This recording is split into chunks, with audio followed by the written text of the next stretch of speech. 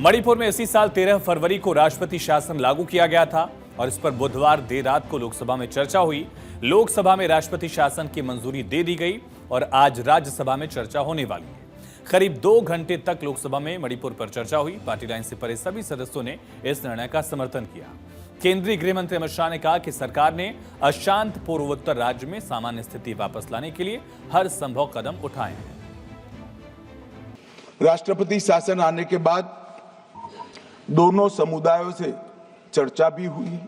2 meeting दोनों समुदायों के सारी संस्थाओं से अलग अलग हुई है और बहुत कम समय में एक संयुक्त मीटिंग भी भारत सरकार के गृह विभाग के अधिकारियों के साथ होगी। हम इसका रास्ता ढूंढने का प्रयास भी कर रहे हैं, मगर पहली चिंता शांति प्रस्तापित करने की है।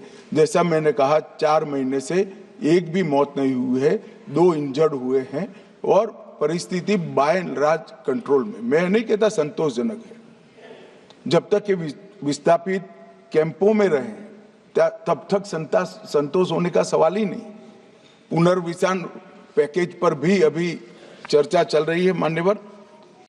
तो राष्ट्रपति शासन के प्रस्ताव का कांग्रेस ने भी समर्थन किया। कांग्रेस के सांसद शशि थरूर ने कहा कि वो राज्य में शांति और स्थिरता की बहाली चाहते हैं। President's rule is to be used for any good purpose. This is the only purpose that it must serve. We have to come back again within 6 months to actually once again renew this proclamation. So I say to the Home Minister and to the government, of course we will all go along with this resolution. We are not going to oppose it. We know that constitutionally it is required for the country. TMC की सदस्य सयानी घोष ने कहा कि उनकी party भी प्रस्ताव का समर्थन करती है, लेकिन शांति की जल्द बहाली की पक्षधर है टीएमसी। राष्ट्रपति शासन लगने के बाद शांति की उम्मीदें बढ़ गई हैं। खुद अमित शाह भी कह रहे हैं कि पिछले काफी दिनों से कोई हिंसक घटनाएं नहीं हुई हैं। अमित शाह ने सदन को बताया कि मणिपुर में कोई भी कार्रवाई हमारी सरकार ने उसमें देरी नहीं की। मणिपुर हिंसा को लेकर अगर बात की जाए तो मई 2023 में हिंसा की शुरुआत हुई थी। अब तक 260 लोगों की मौत हो चुकी है। 80% लोगों की जान पहले महीने में ही हिंसा में चली गई थी। उसके बाद अब शांति बहाली की तरफ मणिपुर लगातार बढ़ा है।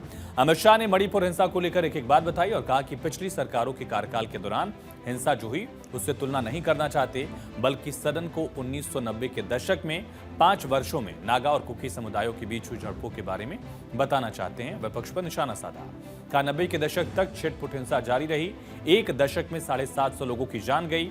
97-98 में कुकी और पाइते कम्युनिटी जो आपस में लड़ी, इस हिंसक झड़प में 352 लोग मारे गए। 1990 के दशक में मैतेई पंगल झड़पों में 100 से ज्यादा लोग मारे गए। अमित शाह ने कहा कि तब तो न तो तत्कालीन प्रधानमंत्री और न ही तत्कालीन गृह मंत्री ने मणिपुर का दौरा किया था। गृह मंत्री ने कहा कि ऐसी धारणा बनाई गई कि हिंसा केवल बीजेपी शासन के दौरान ही भड़की है, जो सही नहीं है। यानी अमित शाह ने मणिपुर के बहाने विपक्ष को निशाने पर लिया और अतीत की याद दिलाई।